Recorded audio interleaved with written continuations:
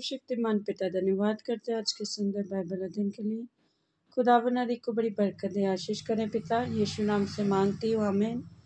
हम पढ़ेंगे पहला इतिहास 21 अध्याय, दाऊद द्वारा जनगणना कराना। शैतान ने इसराइल के विरुद्ध उठकर दाऊद को उकसाया कि इसराइलियों की गिनती ले। तब दाऊद ने योआब और प्रजा के हाकिमों से कहा, तुम जाकर बेतशेबा से दान तक इसराइलियों की गिनती लेकर मुझे बताओ कि मैं जान लूं वे कितने हैं। योआब ने कहा, यहोवा की प्रजा कितनी ही क्यों ना हो, वे उसको 100 गुना बढ़ा दे। परंतु हे मेरे प्रभु, हे राजा, क्या वे सब राजा के अधीन नहीं हैं? मेरा प्रभु ऐसी बात क्यों चाहता है कि वे इसराइल का दोष लगाने का कारण क्यों बने? तो भी राजा की आज्ञा योआब पर प्रबल हुई। तब योआब विदा होकर सारे इसराइल में घूमकर यरूशलेम को लौट आया।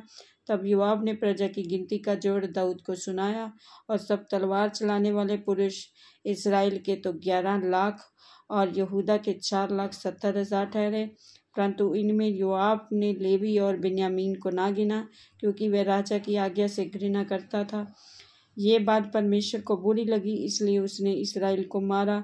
दाऊद ने परमेश्वर से कहा, ये काम जो मैंने किया वह महापाप है, परंतु अब अपने दास का धर्म दूर कर, मुझसे बड़ी मूर्खता हुई है।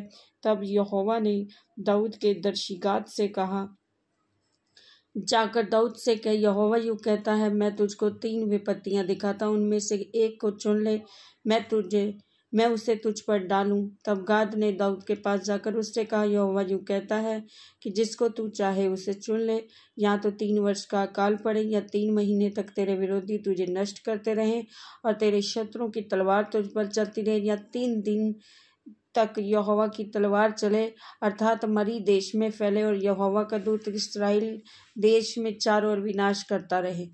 अब ये सोच कि मैंने अपने भेजने वाले को क्या उत्तर दूं। दाऊद ने गाद से कहा, मैं बड़े संकट में पड़ा हूँ, मैं यहोवा के हाथ में पड़ूं, क्योंकि उसकी दया बहुत बड़ी है, परंतु मनुष्य के हाथ में मुझे पड़ना ना पड़े। तब यहोवा ने इसराइल में मरी फैलाई, और इसराइल में 70,000 पुरुष मर मिटे। फिर परमेश्वर के एक दूत यरूशलेम को भी उसका नाश करने को भेजा, और वे नाश करने पर ही था कि यहोवा दुख देने से खेदित हुआ, और नाश करने वाले दूत से कहा, बस कर, अब अपना हाथ खींच ले।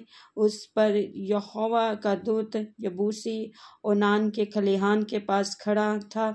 दाऊद ने आंखें उठाकर देखा कि यहोवा का दूत हाथ में खींची हुई और यरूशलेम के ऊपर बढ़ाई हुई एक तलवार लिए हुए आकाश के बीच खड़ा है। तब दाऊद और पुरनिये टाट पहने हुए मुंह के बल गिरे। तब दाऊद ने परमेश्वर से कहा, जिसने प्रजा की गिनती लेने की आज्ञा दी थी, वे क्या मैं नहीं हूँ? हाँ, जिसने पाप किया है और बुराई की है, वे तो मैं ही हूँ।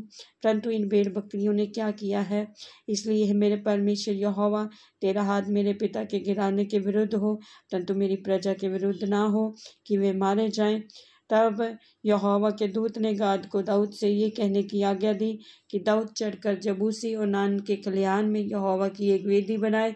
गाद के इस वचन के अनुसार जो उसने यहोवा के नाम से कहा था, दाऊद चढ़ गया। तब ओनान के पीछे फिर दूत को देखा, और उसके 4 बेटे जो उसके संग थे छिप गए।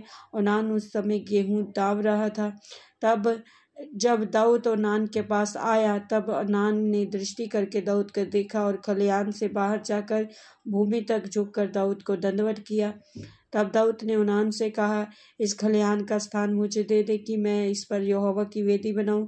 उसका पूरा दाम लेकर उसे मुझको दे, कि ये विपत्ति प्रजा पर से दूर की जाए।